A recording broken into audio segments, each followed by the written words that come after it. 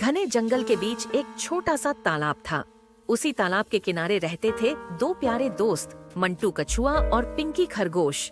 दोनों का स्वभाव बिल्कुल अलग था। पिंकी तेज, फुर्तीली और हमेशा इधर उधर कूदती रहती थी। वहीं मंटू धीमा, शांत और सोच समझकर कदम रखने वाला था। लेकिन इन दोनों की दोस्ती पूरे जंगल में मशहूर थी। एक दिन जंगल में खबर फैल गई, बड़ी पहाड़ी के पीछे एक जादुई फूल खिलता है जो किसी भी एक इच्छा को पूरा कर सकता है।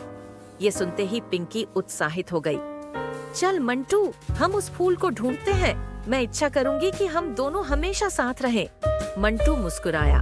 ठीक है पिंकी, लेकिन रास्ता लंबा और खतरनाक है, धीरे धीरे चलेंगे। पिंकी हंस पड़ी। अरे, तू तो हमेशा ही धीरे चलता है। दोनों अपनी यात्रा पर निकल पड़े। रास्ते में सबसे पहले उन्हें मिला एक तेज बहता नदी का पुल जो बहुत पुराना था।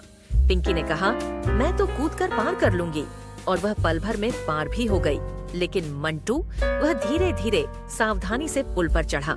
पुल चरमराया, मगर मंटू बिना घबराए आगे बढ़ता गया। पिंकी जोर से चिल्लाई, जल्दी कर, लेकिन मंटू ने शांत स्वर में कहा, धीमी गति भी सुरक्षित गति होती है। आगे बढ़ते हुए वे एक अंधेरी गुफा तक पहुँचे। अंदर से अजीब आवाजें आ रही थीं। गुर्र गुर्र। पिंकी डर गई और पीछे हटने लगी। मंटू बोला, डर मत, आवाजें हमेशा खतरनाक नहीं होती।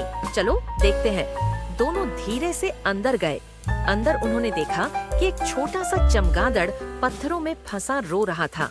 आवाज उसी की थी। पिंकी ने राहत की सांस ली और बोली, मैं डरने में इतनी तेज क्यों हूँ? मंटू ने हंसकर कहा, क्योंकि तेरी फुर्ती तेरी ताकत भी है और कमजोरी भी। दोनों ने मिलकर छोटे चमगादड़ को बाहर निकाला और वह खुशी से उड्डीयच गया। गुफा के अंत में एक रोशनी चमक रही थी। वह जादुई फूल था, नीला, चमकता हुआ और बेहद सुंदर। पिंकी उछल पड़ी। हम पहुंच गए, अब मैं इच्छा मांगती हूँ। लेकिन उसने देखा कि लंबी यात्रा में मंटू थक गया था। उसने धीरे से मंटू का हाथ पकड़ा और बोली, मुझे नहीं चाहिए कोई जादुई इच्छा। असली जादू तो तेरी दोस्ती है। तू मुझे धैर्य सिखाता है, मैं तुझे फुर्ती।